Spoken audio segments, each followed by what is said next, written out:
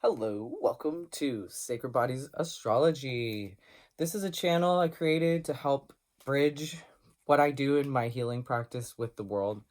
Many times over while studying and practicing in the healing arts over the last 20 or 25 years, I have found myself saying, I wish that people knew this existed. I wish people knew about this. I wish people knew how to do this, how to use this, that they had it. There's a world of wonder, there's a world of magic, there's a world of metaphysics, of neuroplasticity, um, of the physical world that's quite shapeshifty as it interacts with mind and emotion and spirit. And it's just the world of bodies, sacred bodies. We are more than just physical, and the physical is more than just matter. It is full of what matters. And I love that we have that continuity in some of the language. I like to track those signs in language where we have words like mother or mater in matter. And what matters is a phrase that describes giving something meaning and having memory within it. That, I believe, gives life, and all life is made of memory. And so I, as an astrologer, a metaphysical, holistic, traditional medicine practitioner, I want to travel with you, almost magic school bus style, through the cosmos, through the bodies, through the physical in a way where we weave in the landscape of the unseen with the anatomies and geographies of the invisible and the divine. So, I'm a bit of an otter and I'm a bit eccentric. I will do my best to welcome you into my studio in a way that makes sense, doesn't overwhelm your brain, but I'll admit up front, I usually overwhelm people with information because I am a person with ADHD. I think lots of thoughts at once, and the liability of that is that sometimes I have to be challenged to translate. But I will for sure do my best, and I think we'll have fun. Pardon me. So, if you're skeptical about astrology, welcome. If you're skeptical about spirituality and God, welcome. I believe in all these things as a queer transgender mystic. I'm very rebellious in how I look at the physical world. I'm very spiritualist. I don't think that the physical reality is separate from spirit at all. If you come in to my practice for an injury, and we do a card pull and we unpack the entire scenario around the injury and all the feelings that you had up and what's really in the body when we listen to it, there is a lot of memory, even in something that seems random, like an accident. I believe that the world we're living in our conscious awakened state, is a dream as well as the world that we live in when we're in a subconscious, unconscious, sleeping slumber state. So, the waking world and the dream world, the world of dark and light, I do believe we are in states of dream in both. In the daytime, we dream with the events in our life, the seasons, our emotional tides. We dream with the plot as if we're in a play, a divine theater, because we are. In the dreamscape that we live in, the world communicates with us through signs and symbols, emotions, experiences, initiations. These are medicine. You could say you have to eat strawberries because they have these kind of vitamins in it, and that's a certain kind of way of approaching medicine. You could say you need to engage with this type of power in the world because it's part of your destiny to integrate that power. And when you do, you will experience alchemy and every bit of you will improve. So there's different ways that we do this. One is love, friendship, any kind of love, but usually romantic love can really affect every other kind of relationship in our life, almost like a fire of alchemy that's at a very center point and it touches everything in relationship in that world. What we're looking for is to align with ourself that way and our powers. We're not all the same. We're made just like winter and spring. We're different. They just have a different feel to them. You can not believe in astrology, but you can admit that there are spring and winter. So even if you're a skeptic and you don't like spiritual stuff or talking about spiritual reality as a design, um, and you want to just believe the world's random, there's no order to it, there's no messages and signs, this isn't meaning, there's no meaning in it, there's nothing. No, it's just physical, and we're just here to like have our will, and everything is just mechanical. Like, I show up, I make it do what I want. Other than that, when I die, it's just nothing. I come from nothing, I go to nothing. There's nothing interacting or making me do something. You can believe that. It's just just as much as anything's true, its opposite is true. So I'm here to talk about the opposite of that, which is the divine order of design, that actually is a living dream that conversates with our conscious, subconscious movements. We have a lot of subconscious movements. All movements create pattern and design in a huge conversation. So astrology involves your body. It involves the planets. It involves the seasons. It involves your relationship scape. Your DNA is actually a portal to your family. Your inner family of origin, especially. You're a little mini of that. And then also out to aunts and uncles, cousins, grandparents, and ancestors. So there are people, like a web, a community almost, inside every person. You might have affinity for certain ones of those roles. You know, you might be like a real grandpa and you're only 5, right? But that might be in your astrology. And why? Maybe because you're one of those winter signs that's just like an old person your whole life. Similar to how you might be 80, but you're still riding a bike up a mountain, and that might be because you're a springtime energy. You're just youthful your whole life. You never lose your mind. You're always sharp and active and bright every morning, whoop, and actively moving your body. That's because you have the energy of spring. You may be born in the morning, or there's different kinds of astrology that will imprint different energies. I think seasons are a strong one. There's a lot of nuances to seasons. There's not just the ones we look at, like the basics. There's an array of things in them, and even in each day, which makes a giant wheel. It's like petals of a flower, and each actual flower is like an entry point into the labyrinth. Everybody's going into the center, and every path in is equal to each other's in its power and its significance. It's just significant to you. It's subjective. It's significant to you. The whole point is that it's significant to you. It's talking with you. It's uniquely guiding you to integrate and transmute ancestral memory and personal soul memory into something better. And honestly, we are like cooks or gardeners. You could be like, what's the point? Why are we doing it? Well, or why care about astrology? I believe at a fundamental level, it's a similar reason why we would try to best the recipe that we enjoy for our favorite pie, or our, if we love wine, we want to get the perfect wine, and it's a quest your whole life. You're going to be literally tasting every wine, and you'll have a bunch of experiences that are your top favorites. With astrology, you're looking to understand how to make yourself into the best recipe, how to ripen yourself into the best wine. It's happening to you anyways, because what we're tracking in astrology is what's already happening.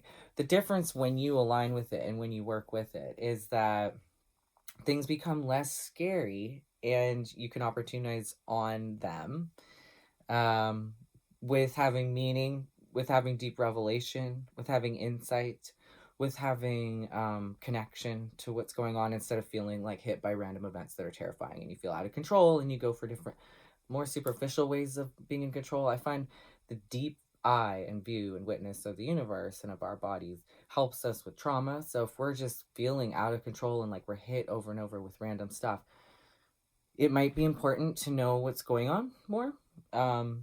I think it is. And it's important when it does hit you that you can unpack it with meaning, because there's a lot of power in that. We're going to see in astrology that there's challenges, initiations. There are these things built into the chart.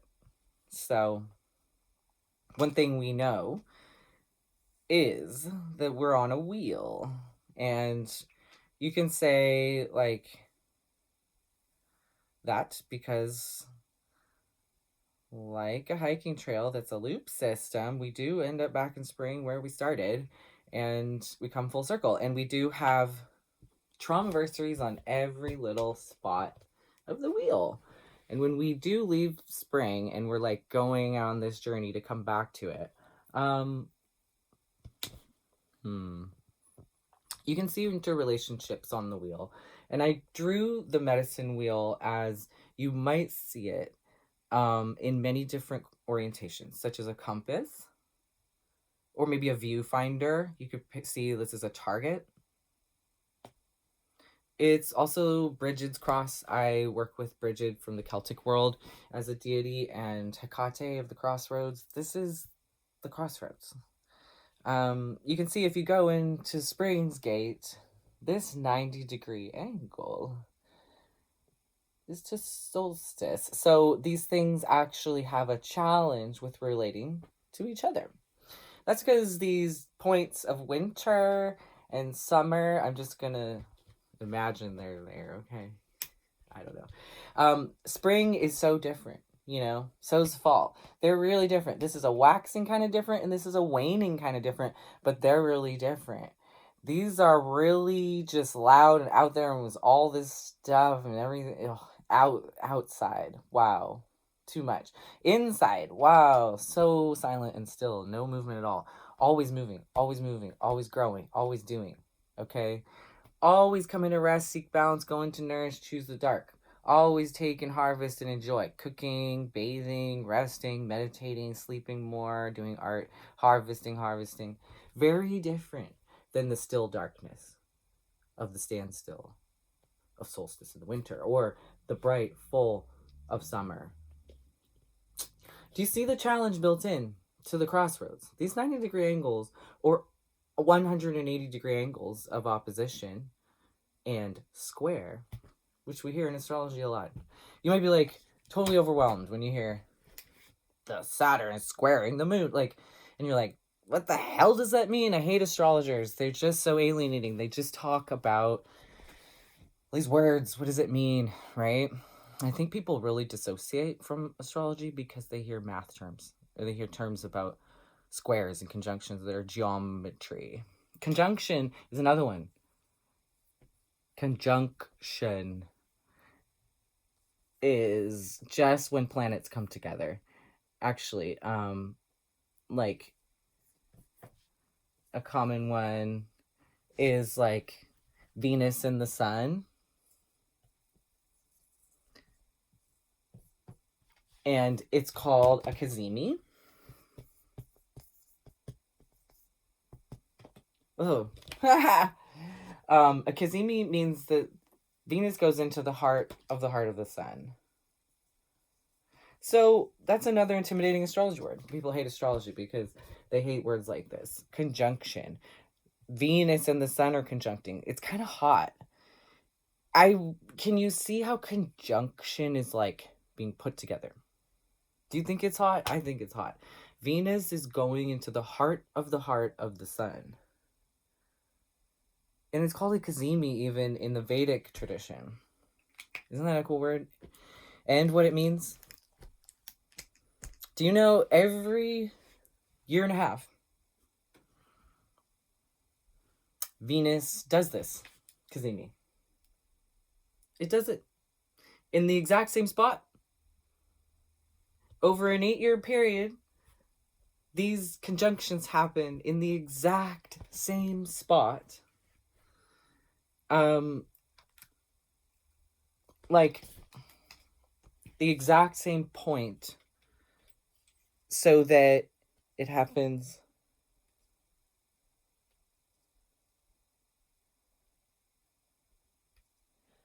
like in 5 points in an 8-year period, every year and a half, in the exact spot that it did before, but in these 5 locations, and it makes a Venus star. They call this the Venus star point. And Venus goes retrograde sometimes, forward half year, and sometimes backwards. So it does it. 2 different stars do this. We have a backwards and forward star always at work in Venus's design, and it's perfect math. Just like if you have relationship memories, you're gonna have the perfect things meeting you that you've called in that are going to be part of what you have created with your movement so far in your soul. You're going to come back and pick up where you left off. You're going to keep moving, but whatever's in this period of time after Venus conjuncts with the sun is going to be influenced by these lovers. This is going to imprint how we love in that period of time. Right now, we're in an Aries Venus star point portal. There's a lot in Aries. We've had a lot in Aries. There's a lot kind of coming through our subconscious and collective subconscious about Aries. I think everybody's really into athletics, big time. And there's a lot of workers' movements, labor movements, people rallying, marching, fighting, soldiering. There's just, a lot of movement, a lot of stirred up stuff. So, anyways, you might want to look at when you were born and what Kazemi was right before that in terms of the energy in your heart and that you live in and that you live within your heart that you love with. You can look at Venus in your chart as something that defines the kind of love that you find yourself in, that you like. Maybe even your aesthetic, your relationship to beauty, desire. And the Kazemi might show you an even deeper inner insight into the kind of quality of love that you love with from inside your own heart. And that did come through the generation of you. So you can understand that too. What was significant about the people that I was born with, like my cohort. So these are all things about astrology that are just to know yourself. Are you curious at all? Is this questioning your relationship with astrology or God? I mean, to see these designs in the invisible with time and space, does it start to pique your interest? Like why we might take matter and apply what matters to it?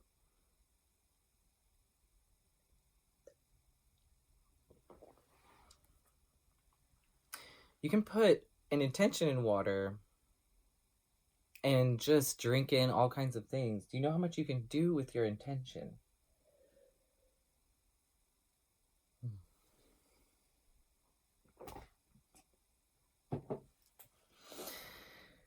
So, I'm bringing up intimidating things like conjunctions, squares, oppositions, and we've unpacked actually some of those most intimidating things right off the bat. Just get them out of the way. Things we hate it. Well, if we hate it, try to understand it, try to demystify it. Actually, the squares and oppositions are not confusing. If you have winter and summer, they're opposite. Just like spring and fall, they're opposite. It's just hard to understand. They're just different. You can meet in the middle and you can be like, oh yeah, wow, we like all the same things. It's just you kind of approach it this way and I kind of approach it this way, but that's so complementary. All the signs do that with their twins. Just like your left and right hand are like, hey, and they pray together. Clap, clap, clap, clap, clap. So does spring and fall. So do winter and summer. So oppositions not only carry limitation in that they're so far apart, they're so polarized, they're so different. Diversity and difference and disparity can be, they're just limiting sometimes to what is possible to meet in. But where it does meet is quite dynamic in that kind of orientation, where they're directly opposite. It's sort of like we're made for each other, MFOE. And there's that going on across the whole thing because of the way that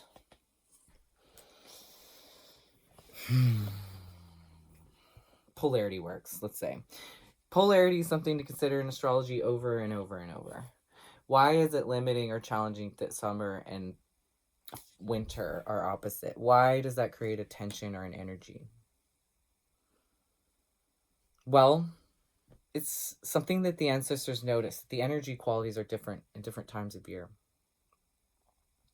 They're actually like, you could say maybe different kinds of music or different spices in your kitchen. This one you maybe love with this one, you could say. There's things that people have understood in that the solstice energies of like the most light and the most dark, they're opposite each other. They contain almost a similar frequency, just opposite, like like kind of like I have a root chakra and a crown and like meet in the middle, and like this is a whole thing, right?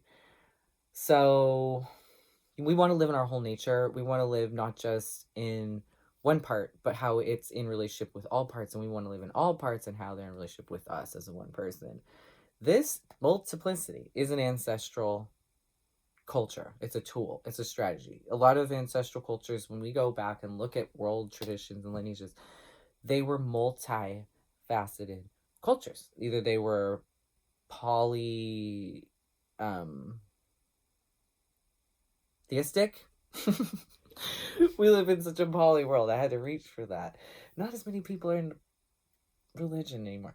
But I am. I think it's fascinating. I think it's worth revisiting and applying for your life. I think that's the real true way that religion's honored, is if it's got deep personal relationship.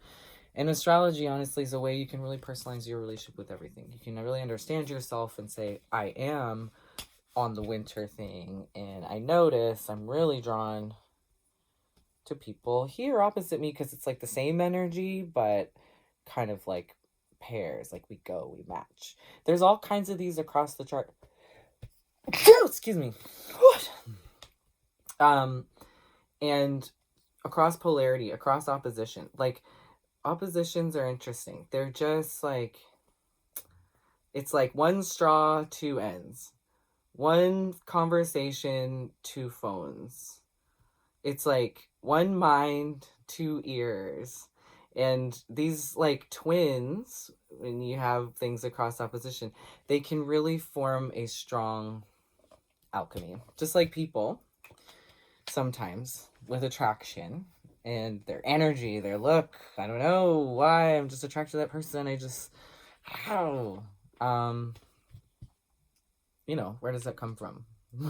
Why? Like, it does happen. Platonically, it happens with colleagues because we're excited about what we do on our path, and we can be really drawn together in passion and purpose around service, path, practice. Those are really deep soul affinities that can bring people together. Similarly, partnership is a kind of job. It's a job of discovery and transformation of the soul, of the heart, of the emotion, the body, the spirit, all of it. In divine alchemy, there's, of course, you can see when people are like really just with each other, you'll feel it in yourself, or you can even see it in other people. You could say the opposite in astrology has that. It's like the steamy stare, the meet at high noon at the Western, you know, it's like, you know, it's like my ears and then the head in between. It makes a lot. Do you know, even before we have a brain or a spine, we have ears? Those little seashell parts that balance and have the water in balancing. We have movement and orientation. Left, right, back, forth, up, down. So we have the three sacred movements. The three sacred movements. You, me, this, that, heaven and earth. We have the three, the Trinity. And it's just made of these like crossroads of the twins, which then make four, which you can find in your body in the perineum, sacral floor, your throat, top of your head. You have bottoms of your feet and hands. You have all these different foundational things with the four. So you have, you could say, just like in that weird board game of life that's so funny and odd, mom, dad, brother, sister. And then we have all different kinds of variations of that. You could have step, you could have non-binary, but somewhere kind of relating to that. These are the basics. You can have combos. You can have a bunch of them because, of course, we do. What we see in the universe is the planets contain the energies of the wheel. Like, there's certain energies that relate to the energies of the seasons. So they're contained all the time up there in planets. Jupiter is like winter, Mars is like spring, Venus is like got a place in the waxing and waning parts of the equinox, right after the spring starts and right after the wax starts and right after the wane starts. We've got Venusian energies in Taurus and Libra. We've got Venus holding relationship, right? So the equinox twins, the waxing and waning ones, they come together and Venus loves it. So she's got like these guard posts by that. Mars is what starts it and finishes it. So after Venus harvests this, it tips into Scorpio. And we've got Aries in the beginning starting it. Scorpio is another ruled sign by Mars ending it. So we've got starters, planters, reapers, harvesters, Scorpio. So birth, death, different kinds of pollination. And the planets contain those energies all the time. You can watch where the planets move in orientation to you. And what you are is your birth moment. Astrologers look at the moment you were born as the way that the heavens and the earth intersected here in this alchemy portal that then you live with all the time. Whatever was on the horizon made an imprint on you, because this is the strongest energy. We call that the rising. So they're talking about whatever astrology sign was revolving around the earth, because they just go in like this belt around us all the time. What sign was rising? So what that's going to show you is your orientation, how you meet the world, what you're here to bring forward as the world. This is like your character in the game. You as a soul are going to have a nature and a quality to you, a constitution to you, but this is going to show like the character you pick. Maybe when you're going into a video game, you might pick an avatar. It's like that. It's like, this one, I'm going to be the turtle in this game. The game is more like described by your chart. Like you have this kind of powers and this kind of powers, and you're here to do this and fight this with this. Like, yeah. And then you're like, I'm choosing this player though to do it in this environment. So all of the story components are in the chart. This one shows your player. The house of I am is the first house. The house of emergence. The house, you could say, of spring and waxing and seeds. Everything is gestating from its origin, whether it's a new moon or an actual seed in a garden. It's growing, and the whole thing's in the seed. So on this subject, I would like to build a little more awareness right now of what planets contain what energies on the wheel, because I'm bringing up just some basics here. We've explored the wheel as having a nature to it, like a kind of quality. We're discussing seasons because that's something we all can agree exists, even if we don't like astrology or believe it exists or anything spiritual. If we can acknowledge spring and summer have different energy, let's just start with that. So what we're explaining is, if we have spring and summer, they're opposite in that, and then equinoxes are squaring that. And they're just different in this way that challenges. They don't like unify and also polarize though, which is a limiting dynamic. They say that's ruled by Saturn because it's the most far out there planet. Saturn is usually ruling limits and the winter solstice in this darkest still place. It's the farthest out in the galaxy, and it's just like out there. Like, is it the farthest out? Maybe I'm probably wrong in that. Probably Uranus or Neptune's further. Neptune. Now Uranus is the one that's like out there. It's like the next step from Saturn. But Saturn guards the edges, the rules, the ones that form the structure of the known world and the physical world. So it's holding limits, and all these oppositional degrees are ruled by Saturn. All these challenging degrees are ruled by Mars. These are the two masculine energies in the zodiac. Mars and Saturn, they're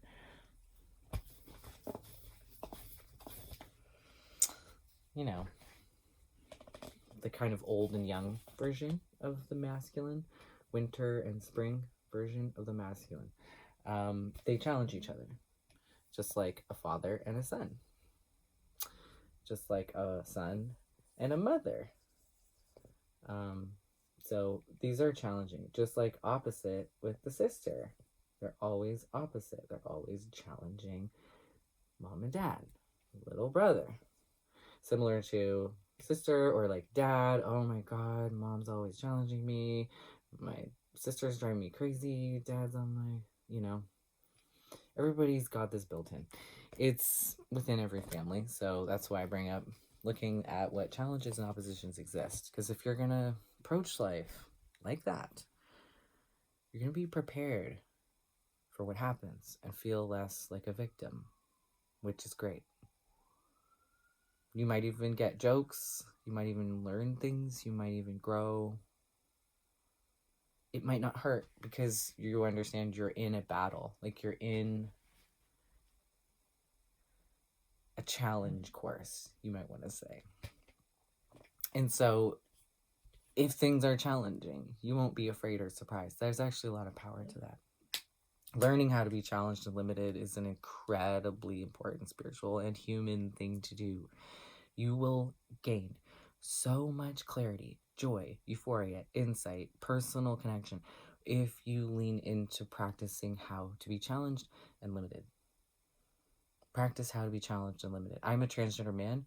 To exist, I have had to practice being challenged and limited in ways that are too much to explain here, but you just have to imagine. It's really worth doing. Any spiritual tradition requires the same things as it takes to be a transgender person, which is why a lot of transgender people in lineages are spiritual people, and that is historically shown and known.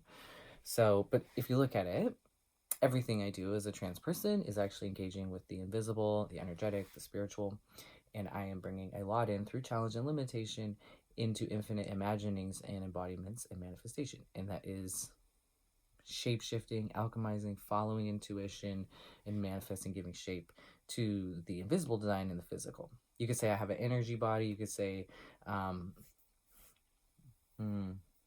my gender is male. I was born female. I was born trans masculine, and the culture erased that gender. It's an equal gender to male and female. It's actually important for everybody to understand their own transgender parts of their own gender, and even just like the seasons, what gender is in terms of the family system. So I mentioned we have mom, dad, and brother, sister. Well, and we have solstices and equinoxes. So I've done this a few times so you can put yourself in that maybe you're in the middle and have all these family members, and look at how the equinoxes are a little bit of this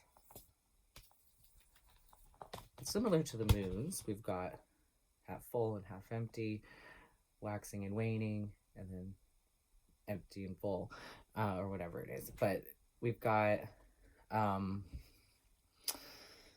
you could say mom, dad, sister, brother. I think brother is a little more in the spring with Mars, and I think that fall starts with Venus in its opposite sign of Libra. And so I think fall in the waxing energy is more feminine. We even see when people are feminine, like they have like a limp wrist. It's like a kind of a feminine thing that's hot to like have that, you know? So a lot of different bodies do that and get aroused in themselves and by others because of the limp. Anyways, the waning energy, a little more feminine, or versus masculine, where it's the waxing darkness. I think that these are transgender ones, the equinoxes, and so you have an inner trans person. I'd say an inner tomboy and an inner sissy inside you, just like you have an inner man and woman. And where you are in the middle is going to integrate lots of spectrums and nuances of this around there that are defined by the different seasons within the seasons. They are the 12 signs that are these recognized months or moonths. And there are 13. It's one way to draw a calendar. We're drawing 12 because it's easy to divide. But the 13th sign, too, you could say rules the center direction here, and it comes in the fall, right? In Scorpio season for Ophiuchus. The 13th sign's there. It's in the zodiac belt. You can also see 13 moons in the year and organize the moon like that, but we mostly live by 12. In astrology, go by 12. There's nuances, though, of your gender in each of these archetypes. An archetype is like a flower. It's like, say, a cucumber versus a zucchini. You know, they're just a little different in their quality and their function and their use and their, you know, their nature. So everybody aligning with their true nature is the gift, and where you receive gifts and powers. We're here to pick things up and align with them. We don't come just done. We come like ingredients that we're putting together to bake all the time, and we get to eat the memories. So you have them once you bake them forever too. You have those memories. So you're just trying to create the best memories. There's an advantage to knowing the true nature of the world, of life, of others, and yourself, of the parts inside of yourself, of all these divine sacred genders and parts, there is a worth in it, because we're constantly in relationship. And when you can come into that with an awareness of what's happening in terms of how it's growing, changing, transforming, transmuting your pain, your limitation into your joy, your hopes, your dreams, all your fears into that hope and dream. When you're in that transmutation seat, which we are, and you start to work with it like a magician, that's when you take all the elements of the wheel, all the family members, all the seasons, all the phases of the moon, all these different friends, waxing, waning, and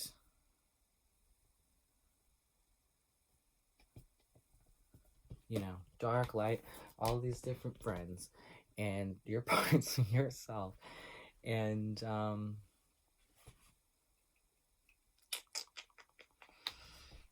how do you explain why it's important if people don't? I mean, do you garden? Do you make music? Do you cook? That's why. You're just trying to make the best. Do you play sports? You're trying to make the best plays, the best games, the best memories. It's a passion. There's no end to it. We always want to get better. It's always fun. It's a game. It's like that. So when you can look at each day like that, and you can look at a year as different than last year, you can look at this month as, wow, this is the month where all these energies are going to come through. How is it going to change my life? And you can speculate and then look back and be like, wow, that was when I met and got this job, and this person left my life, and I had this amazing realization, and then I started this project, and then 10 years later, everything started that month, right? And you can track that in the stars. You can anticipate it coming up. You can look at it coming back. You can make sense of things in a way that brings you peace and power within that truth. The whole world can be a storm around you, and you're the calm eye protected in the well of your own center of your truth. Astrology is a huge tool for that, to be protected through knowing. It's a huge power of Gnostic tradition, which are my ancestors who, in Europe, believed in knowing as a form of liberation and empowerment and medicine. And I actually worked with the powers of consciousness and knowing like this for healing and liberation infinitely. So that's why I'm inspired to share it. When people come in as a patient, they're looking to be fixed. And what I would like is for people to have culture. I like for people to have their ancestral culture. I see a lot of people, I see many out here trying to connect to ancestors. What I say is, you are the connection to your ancestors. Your DNA is them. Your breath is them. The recipes, the songs, the food, the stories are them. The desires often are them. The cravings are them. Cook for them, dance for them, fall in love for them, write poems for them. Understand that your desire is linked to theirs. Live with them. I pray with my ancestors. I walk with them. In every land I go to, I feel them, and I feel the prayer that it is for me to be there with them. It's extraordinary. So, anyways, we're doing service. We have so much they left us. This is the point of this hokey pokey, and our ancestors left us maps, tools, guides. Like, this is what astrology is. It's a tool for your liberation. It's infinite. It's endless in its power, and that's, I think, the reason why they want to. The powers that be that have a lot of money, they want us to be so caught off guard and trapped by limitation and challenge, instead of see that it's natural, built in, part of us. Part of catalyzing change, and it's just natural, and we just keep going with it. They want us to feel like prisoners and slaves, like we don't have power, like they don't want us to have environmentalism or liberation or diversity of ourselves. They don't want us to have paganism either, they've named, because it's too powerful. You can infinitely heal yourself. You can change anything based on your consciousness. Actually, from your orientation, when you bring intention and consciousness to anything, you're going to make changes. So what you think is going to affect, like what movement you have in the unseen and the subconscious is going to give form in the conscious. So use that to your advantage. And you understand there's a whole world of knowing that's knowing you, and it's forming you. It's forming you. How do I say it? I sometimes think the universe, like I said, the planets, they have different energies that contain the wheel.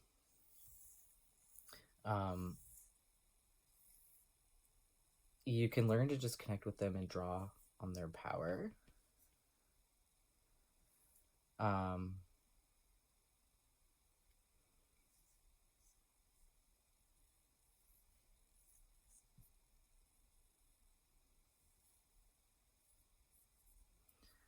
drawing some symbols.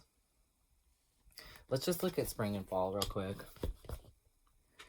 So in the spring, we've got Aries starting us off.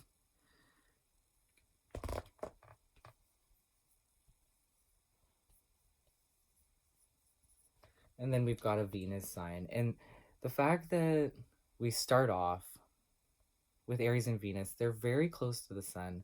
The glyph for the sun, which is just yourself, goes, aha, I am.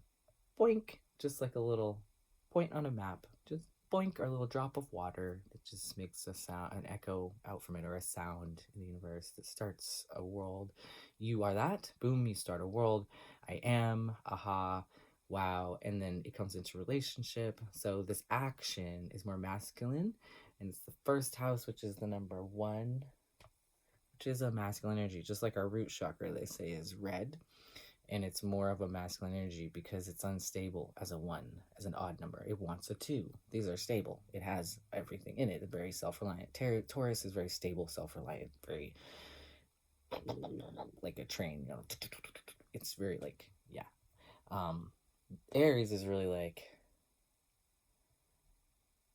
a boxer in terms of like, I'm going to be like a champion, right? Like I'm a solo agent, right? So we all come in with that kind of feeling. We do have that part of us, and then we have the part of us that's in relationship and wants to work that out from a really stable, industrious place. Then we have other points on the wheel where these planets contain this energy. So if you're going to be even in the winter or something in real time, and you're going to want to connect with Mars, you're going to want to find it in the spring, the beginning waxing Mars. The waxing Mars.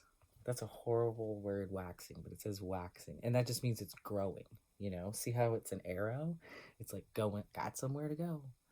Like, I exist, now I gotta go do this thing. I have a momentum, a movement. It's a very raw movement, very instinctual, very beautiful physical energy. Aries, waxing, growing. So that's that Mars. You wanna connect with Mars anytime. Connect with the Aries in your chart.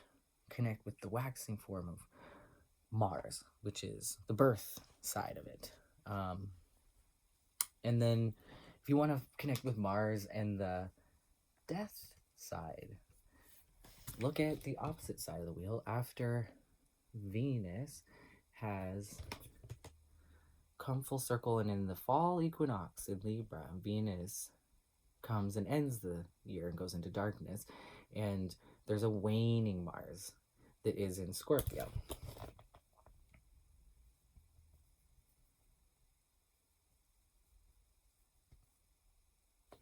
Scorpio,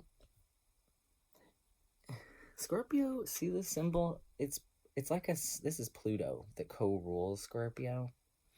It's like Mars and Pluto together make Scorpio. They're the death side of Mars. So if you want to get into destruction and change and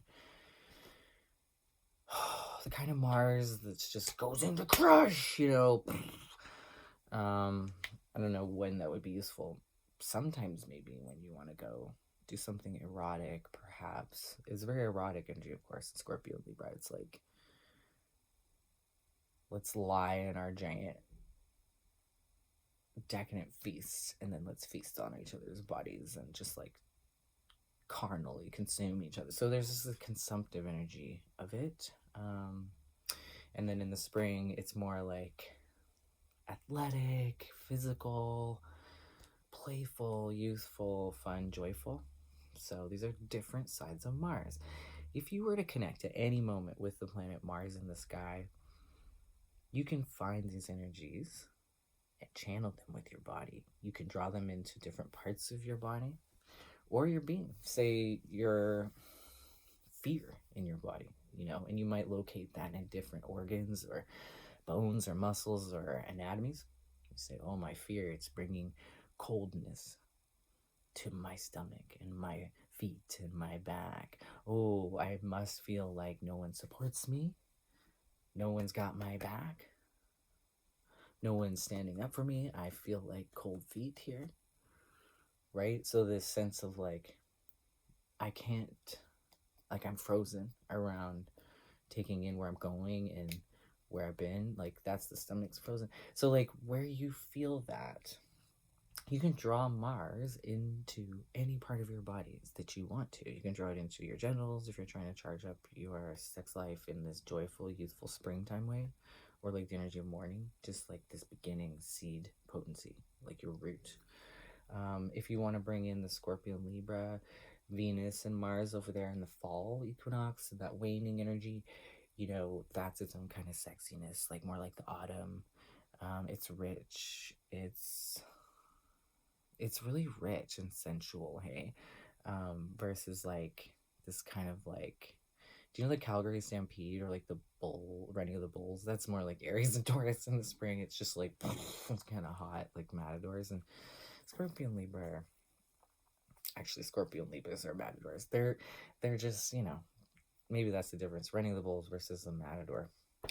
Anyways, I digress. These energies are available to you. If you need them, you can draw them in to heal anything. So if you're depressed, if you're feeling stuck in fear, if you're feeling an illness in your actual physical body, and you need to draw in energy and vitality, which there are a ton of in Mars. Mars will give you a lot of sacred energy of seed, beginning, renewal, recovery. If you need that for any reason, you can draw on this planet through meditation and bring that power into your body. You can negotiate with Mars and ask it to show you what medicine that you need and what colors, what shapes, what other kinds of allies are going to carry that medicine for you. And when you align with these kind of things in yourself, try it. Just see what it does. See if you need it for something that you need confidence for, you need vitality for. And you imagine meditating with the planet Mars on a regular basis, these waxing and waning energies of Mars as you get to know them and as you understand them to relate to you, because you might orient more spring or more fall yourself. It might balance you, or you might have affinity with either. Either way, or they're going to have a unique role in your life. Venus too. Venus catches Mars. They're a pair, and they are holding the spring and fall. They're holding the equinoxes. This, in the old alchemy traditions and Gnostic traditions, they said made the Christ oil. That when it mixed with Christianity, they brought in the Christian archetypes and mythologies, and there's the Christ oil made at the equinoxes. It's this beautiful sacred oil coming from the dark and light merging, which I think is really beautiful, really transgender. I think it's our inner transgender part, but yeah. These Venus and Mars energies are like those lovers in you. So if you have relationship issues that joust with your identity issues, that's what we're talking about between these polarities of axis of the spring that leaps out and says, I am, with Aries, and the fall that digests it with Libra and Scorpio saying, and this is what it harvests me. This is what that brings me. This is who I am, and this is what that gets me. And so we have self and relationship, self and other. And we have the first house and seventh house. That's in the spring and fall, they hold with Mars and Libra, they hold relationship, they hold self and other, they hold you and me, this and that, the divine lovers. This is something very key. We all have these lovers within. And I think trans people have to really work on this. So we have an advantage, but other people need to really work on their inner transgender journey and really get into what that is. So what you're integrating is the healthy sacred form and virtue of the divine genders inside yourself, and ideally helping your relationships outside of yourself have those as well. So if you notice certain patterns with self and relationship that are challenging, that are sometimes hurtful, you can work with some of these planets of Venus and Mars, right? Mars, you can ask, show me some insight about what I can do to benefit myself and others in this pattern, right? Make it constructive when you look at it and get advice. But Mars, let's just look at the basic difference. I'm first. It's just me, me, me, me, me. I have a boner. It wants to go to you. And you're like standing here, like totally completing yourself. You have the crossroads and the sun. Things are going to be in the symbols. You have to look. See how this has the sun and then somewhere to go, right? What I think is that this little arrow here, similar to the one, which has one angle here versus the two angles that the two has, this is stable and balanced. It has this two-ness. They can hold each other. I can hold myself. That's what Venus is. So this is why you do relationship work, because you want to understand the parts of yourself that individuate, that go off, that dominate, that try to push, that try to do. They're stable. They're like... So this is a self. It's just you. And this is all relationship stuff. So it's the two of us and the two. So coming inside and being good inside with these Mars and Venus inside you, what kind of power does that give you? I want to tell you it gives you infinite, really good benefits. But I want you to experiment with it. And I want you to come to your own answers. How does it benefit you, Mars? An individuation, assertion, action, change. Mars is so interesting. How does masculine energy benefit you? How's your inner masculine? I'm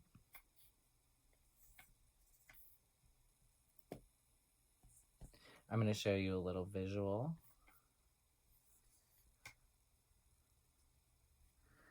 Like,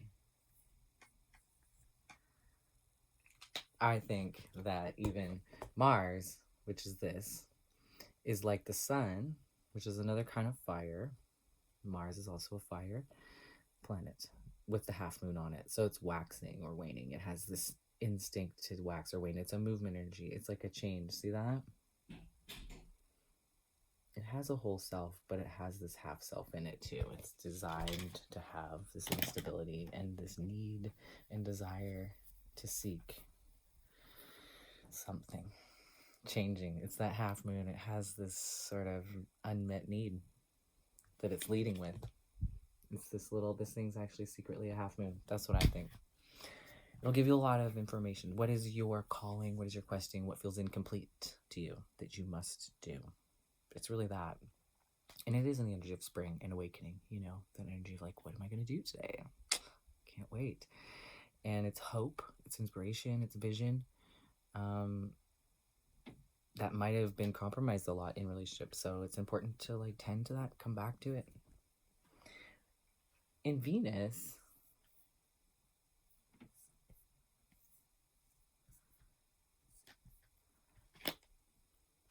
we have the sun and the cross.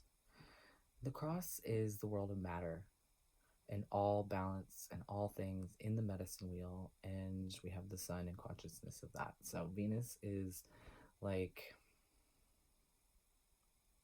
the sword and shield. It's very complete. It's like I know everything and I can do it. I'm myself. It's very whole. When we are in relationships, we do get a wholeness that we don't get on our own. Yeah, relationships, they do benefit us. And it makes our life better to get better at them. That's just a basic thing. You can believe in whatever you want, but we can all know that our life is better if we have more love, and the better that is, the better we're gonna have a life. Our life is about relationship. I believe this realm is Venus's realm, and it's a realm made by relationships. That's the miracle and the magic of it. It's called euphoria or joy. I want to walk you through what planets contain what kinds of parts of the wheel and what energy. So I'll go one by one. We did start with Mars and Venus. They are the closest ones to the sun other than Mercury. And so we're kind of starting in not only in the beginning part of the year with spring and summer, where we had Mars and Venus right away, but then we have Mercury. Mercury. We have Aries, Taurus, Gemini. Mercury rules this point in the year of Gemini, an air sign. And also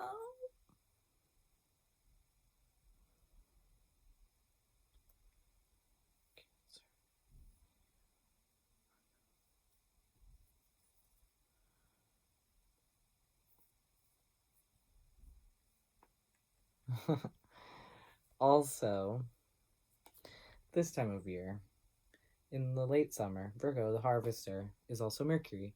So when we have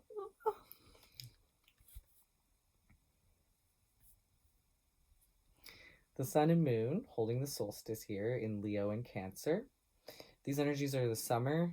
And so if you want to connect to the sun and moon, this is where they hold anchor on our wheel of the solar year that has all these months in it, these little rotations of.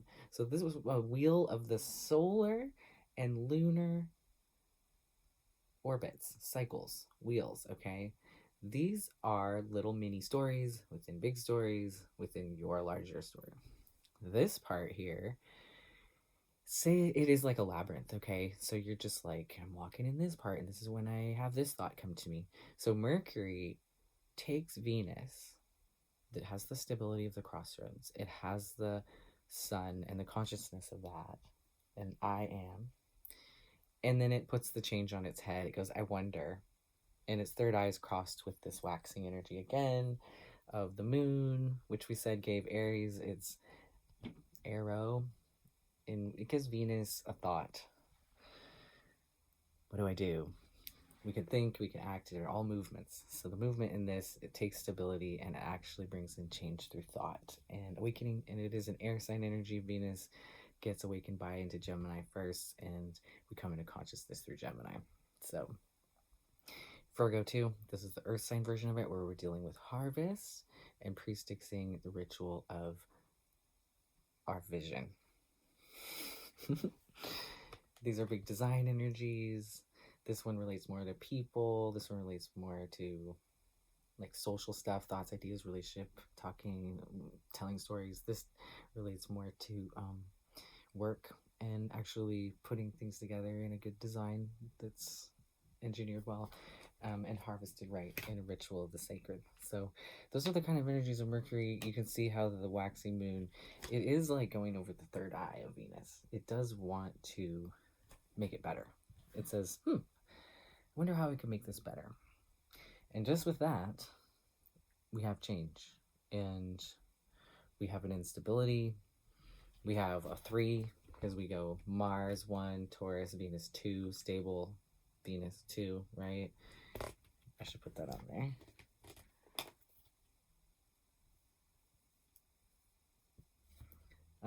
One, 2, and then 3. So it's unstable. It's also unstable as an odd number. Odd numbers are more masculine and they're unstable. And we go basically masculine, feminine, masculine, feminine, masculine, feminine, masculine, feminine, masculine, feminine, masculine, feminine. And it is exactly like that all the way around. Similar to how if we look at our body, our first root center of energy, which is called a chakra in the system of Vedic medicine, I believe. The first one's masculine. The second one, where the womb is in everybody, whether it's visible or invisible, is more feminine, stable, even number. The third is the solar plexus, more masculine, fiery, odd number, unstable. Even number again, the 4 is the heart, feminine, Venusian energy here, lunar energy, we take in relationship here and love, feminine, 4, stable.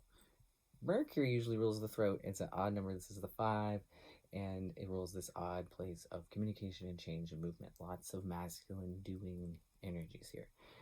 Feminine, receptive, into the 6. Again, 2, 4, and 6 are the even gates to the divine feminine, where we imagine with our knowing filter through our heart into the womb of our cauldron.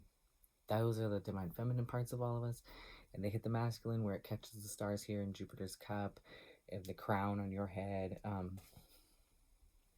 We alternate just like the wheel does with masculine and feminine. We're weaving these energies. They weave in you. So again, the pairs are really key. Your inner royalty, your inner lovers. That is the archetype for Gemini. The lovers. Yeah, and that waxing energy of the half moon again, it's going in there and causing a change. So Virgo is the one that initiates the change going into the winter, and there's a change in consciousness of like the I am becoming embodied, and then getting consciousness of the mind and air and self. By the time it hits Cancer in the summer solstice, and it's ready to hit the emotions of that and have an emotional consciousness awaken. Yeah, the moon, it has a craving, it has a desire, it has a waxing energy in it, but it is feminine. And I wanted to show you Pluto. So Scorpio, here, Virgo, Libra, by Venus. So Scorpio's ruled by Mars and Venus. Sorry, Scorpio's ruled by Pluto and Mars. My apologies. Pluto, if you look at its sign, it does have the waxing thing again. Imagine this is the half moon holding the sun on the crossroads. So it's again got the crossroads. It has this initiation, this crossroads, this sense of stability, and also challenge and limitation and desire, marking an X on a spot, and a need to have. So the crossroads has all of it in. It has desire, craving, limitation, form. I think it just is a symbol for matter, for existence, that cross. It has the sun, so you, the consciousness of the divine energy, bringing that to the material, and then it has the waxing moon eating and holding the sun. Isn't that amazing? It's like Scorpio is your subconscious desire. And so see how it shows that? It shows your conscious self on this limiting material realm of the crossroads, with like your brain, your mind, your consciousness is held by this craving desire of that waxing half moon again.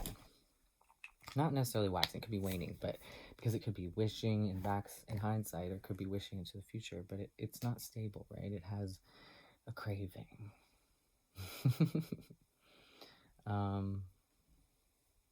Yeah, Pluto's interesting because it is a feminine water sign, but it does contain death. So there's Mars co-ruling it, and it's an interesting relationship with the feminine because it's almost like in the mythological landscape, the destroyer feminine. And there's a lot of different versions of those in myth that you may relate to. And there's a healthy virtue to every sign. There's a place and a belonging for every medicine. But that's just starting to show you very simple things about what makes these symbols and signs and puts them in that energy that we describe in astrology. It's actually just the season and the spice of life that it's giving you there. And we can see a lot in the simple designs of how our consciousness is being held. Like Pluto holds it with that craving, waxing, desire energy on the limiting crossroads. And we've got further out in the solar system too, if you notice, we've been in planets starting at the first gate in spring with Aries that are very close to the sun, Mars, Venus, Mercury, the moon, very close to the sun, Mercury, Venus. So when we are out here getting into winter, after we've crossed this threshold in October of Samhain, and October goes into death, then we're going to get really far out in the cosmos. We're not close to the sun anymore. We're actually out in the outer reaches of the cosmos. And so we jump off from Mars through the asteroid belt out to Uranus, Neptune, Pluto, Saturn. They're all winter planets and they rule the winter. So if you're born in winter and you have that kind of energy. It means that you're ruled by the far out planets too. They move really slowly. They rule generational time. They're deep, long lasting, slower, more wise and mature and slow. Yeah, like old people. Consciousness in the winter is like that. So if you fit into that, that's something to know. But we have Saturn. Well, actually, we have Jupiter first. I'm going to show you this over here. See how Jupiter looks like the crossroads with, again, that waxing moon on it. It makes a 4. People draw it often like a 4, but when you break it down, it's really the crossroads with the waxing moon on it, a craving on the crossroads. In this case, I see it as holding something in its best potential. I kind of see it as a waxing energy, like how can we grow? How can this grow? How can we give this growth in form? How can we give form to this growth? And I think it's really positive, lucky energy through Jupiter. We know that. And yeah, so that comes in right after death through the planet, through the sign of Sagittarius in that month on the year. And then we're going to see Saturn.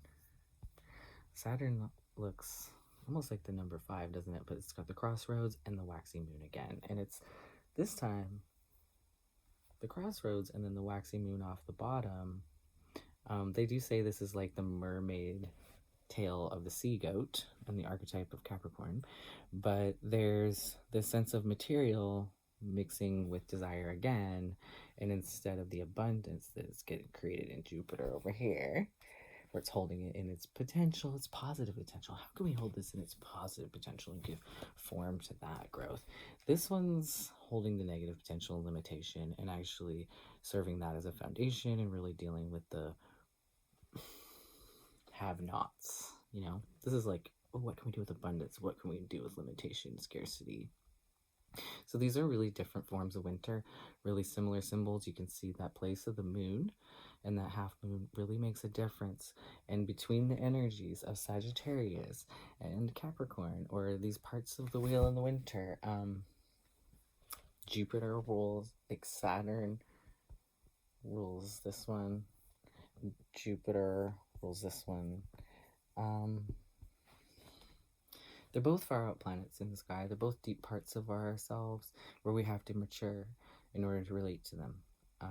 Whether that's aligning with abundance and blessings in the universe or really taking stock and living in alignment with the limitations and within limitations. Both can bring you a lot of wealth and good things when you work with them right. And again, you just see a lot from the symbols themselves about the natures of these. And it's sort of almost like an optimist and a pessimist. They both serve in a unique way. And then in the winter, we're going to go on the turn of the wheel after Capricorn in the winter towards Uranus. And Uranus is a very interesting symbol. This is what co-rules Aquarius with Saturn.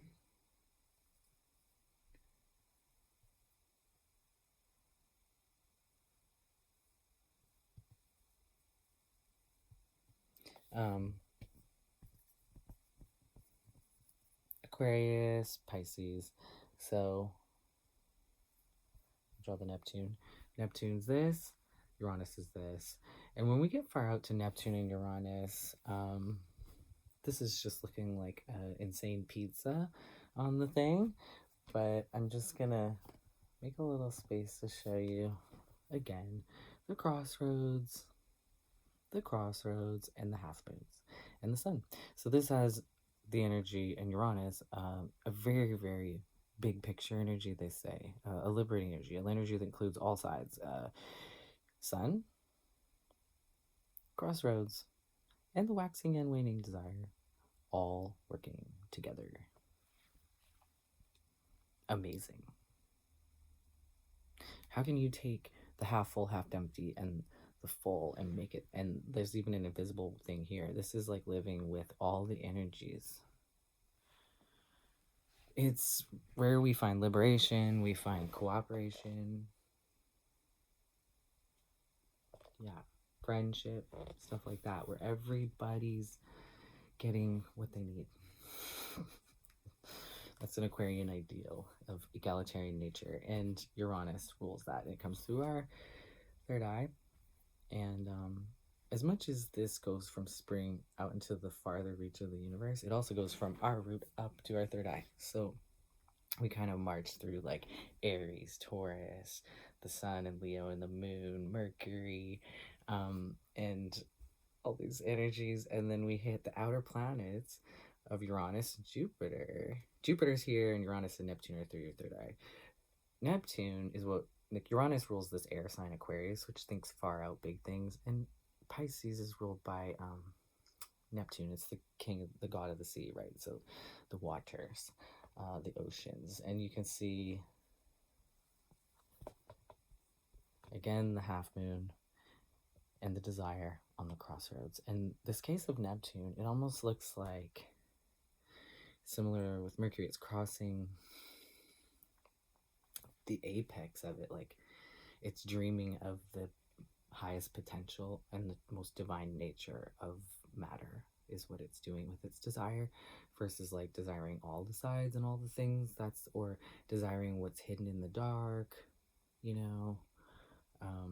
Different forms of desire, like what's awakening your thoughts and minds, inspiration, desire, wholeness, desire, fullness, wanting, craving, embodiment of desire. So that's a walk through the basics. Those are things that you can take a long way and keep noticing things about, because I want you to understand you're not just on a hamster wheel. You're on the wheel, like the sacred wheel. And when you enter this, you're there with your ancestors. You're there with all beings of all time. And you're there in a sacred space. And you know every year on Christmas, it's going to be these kind of rituals. Well, same with maybe, you know, March 18th. Like, there's just these slivers of amazing gifts and holidays and celebrations at every sliver of the wheel. And you are a particular one, a snapshot like no other, because it blends with the earth, the sky, your lineage in the middle. And that alchemy creates a memory with land that fuses with the moment. And you're going to rebirth into that every time you take a breath, and every moment of new life and new light that we're moving through. That's why we look at the birth chart. We look at that as the seed of you to understand your nature. An astrology chart is like a seed. It does look at the whole picture, and it tells you things about present time.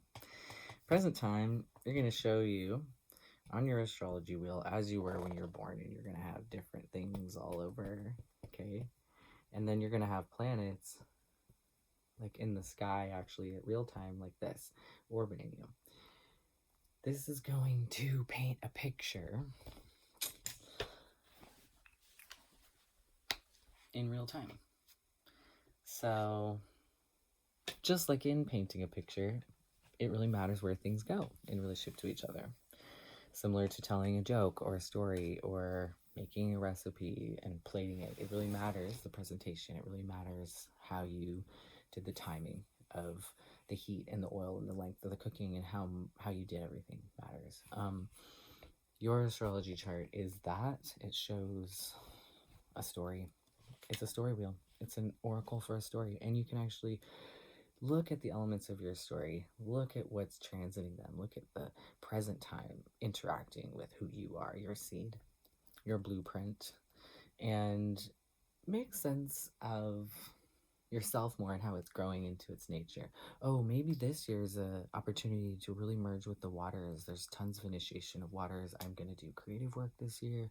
I'm going to really allow myself to dream and write and explore my fashion. I'm going to take on art with more vigor. I'm going to learn about my dream world more.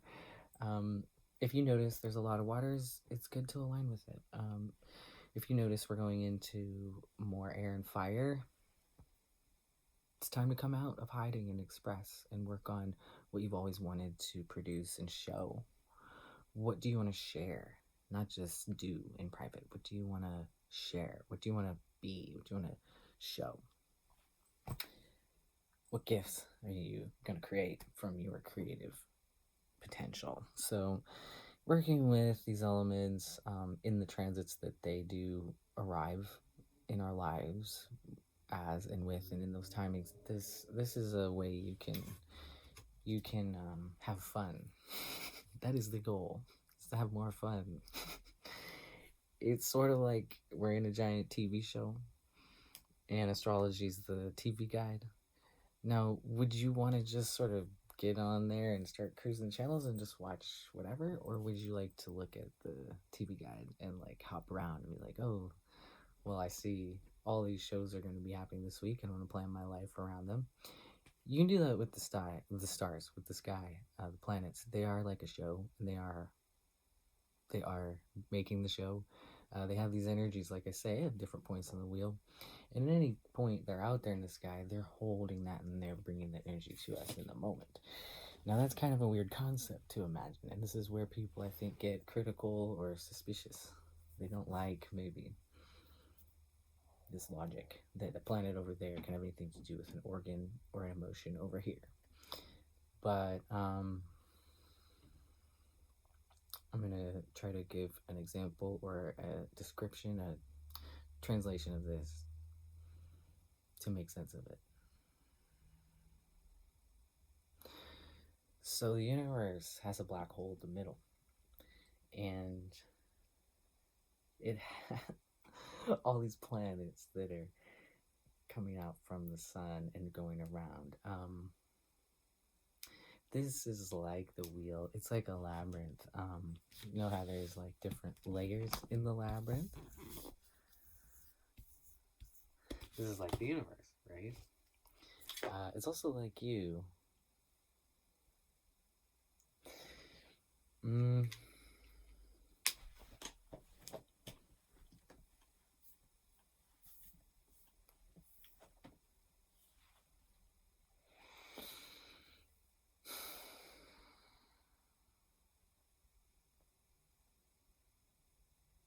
How does it work?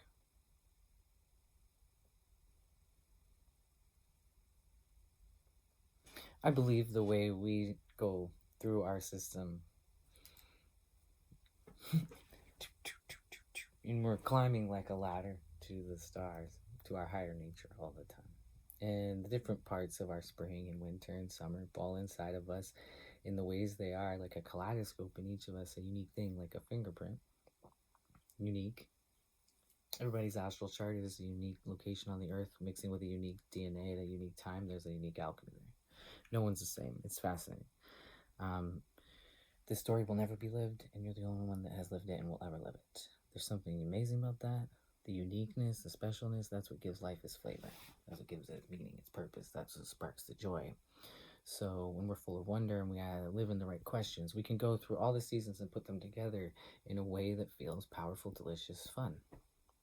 Might as well choose the right questions to live in for our nature and not try to be somebody else or something prescribed that we think fits everyone. We're not going for standardized. We're going for unique, special, and personal, something pertaining to your true nature. And actually, I would say we go around the wheel of the year with transiting energies and planets. They can filter through an astrology sign. They can come through a planet being in an orientation to our location that's activating a certain energy in us. That's what I see it working as. What these are doing is initiations, cycles, thresholds of initiation. The entire thing's like a labyrinth walk. You're going to get a different medicine, a different part of yourself returned and remembered to you in a different part of that walk of the labyrinth.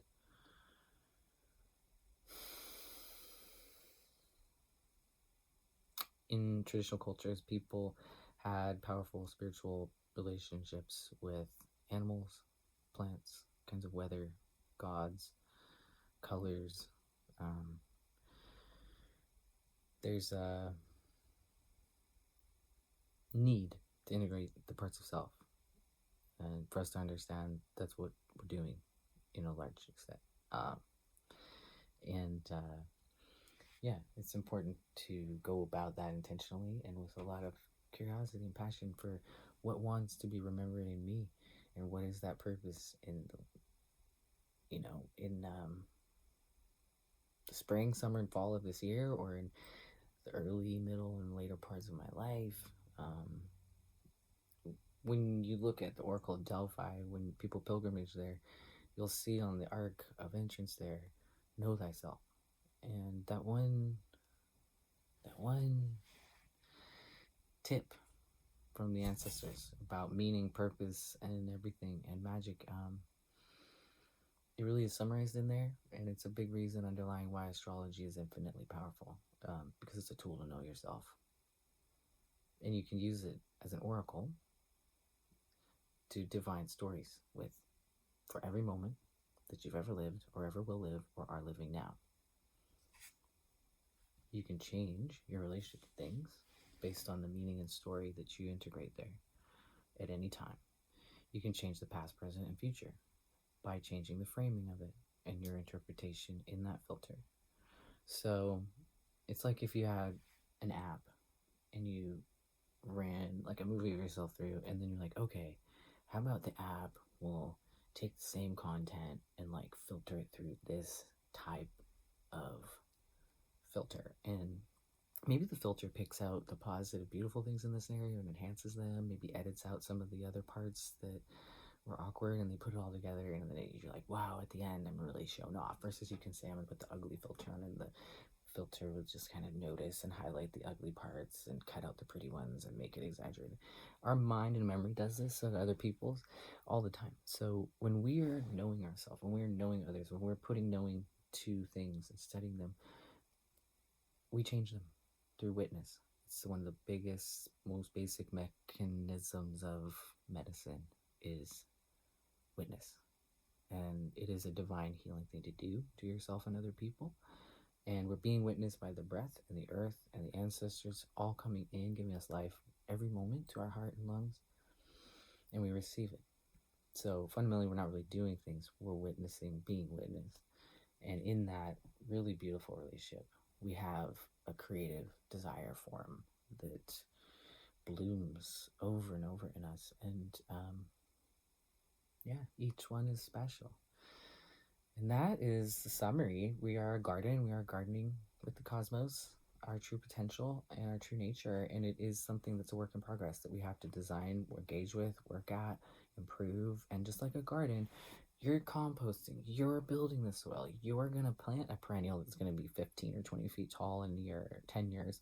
You're planting something that's growing, that's making the earth better, more beautiful, more nourishing. It's making gifts for other life. It's a garden. That's what you are. That's what your body is. And the whole thing is gardening you. So get on the team. Get involved with the astral permaculture project of your own life. And understand that the planets have relationships with the gods of our ancestors. You can relate to myth, story, and memory in so many ways through this basic infrastructure of number, planets, seasons, moons, suns. You can look at these basic structures of the physical that also are gates to the metaphysical, where we experience spiritual meaning and design.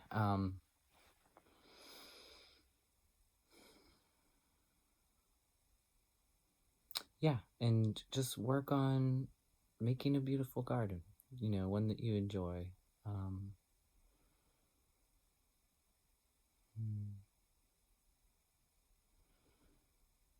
I know I'm speaking to people in the modern world, and I'm not sure if that sounds exciting enough, but I think it'll also make you have better sex for sure, because anybody that knows themselves and others really well and can track things with intuition, which is what this makes you start to look at, is the whole part of everything, mind and body and spirit, the whole thing. Be able to expand your senses and knowing about the world and about bodies, so it contains the full self.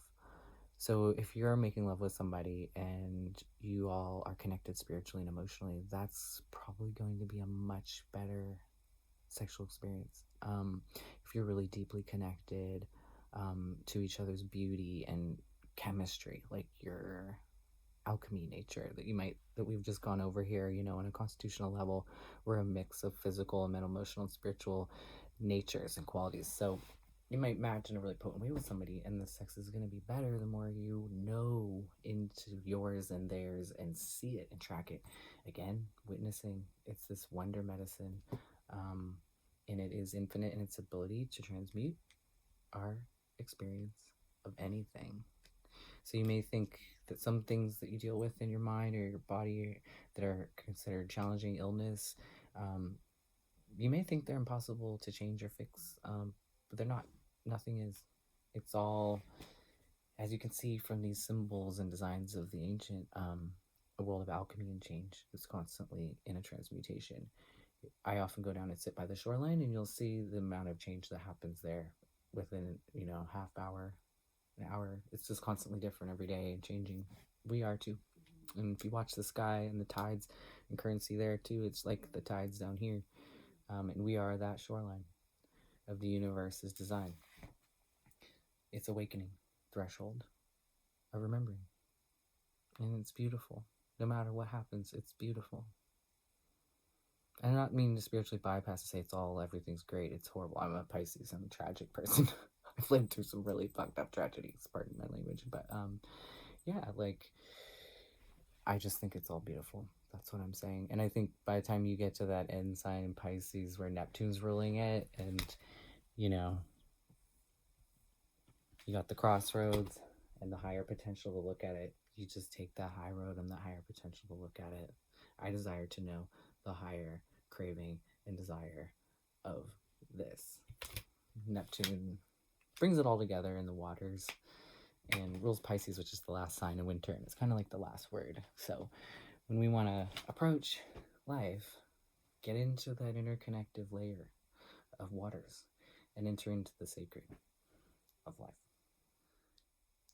Please like and subscribe this video. If you want to return more, we're going to be exploring on this channel many topics of astrology and the healing arts. So return again and share these if you think somebody you know might enjoy them. I'll see you next time.